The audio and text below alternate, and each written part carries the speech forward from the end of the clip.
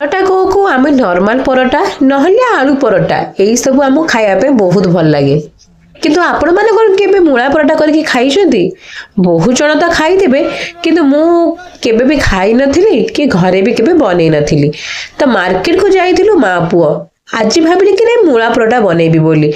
20 टंका रे दीटा मूला नेकी आसिली बहुत जण को देखि खाली मूला नेकी आसंती किंतु साग को फिंगी देकी आसंती कारण मूला शाग केवल आम ओडिया लोक ही खाଇବା जानी तो मु नहीं आसिली कहली जब एक्सट्रा शाग भी अच्छे तुम 2-3टा एक्सट्रा मत दे दियो प्रथमे कौन कली गोटे मूला को मु भल भाव में चोपा को छड़ेकिना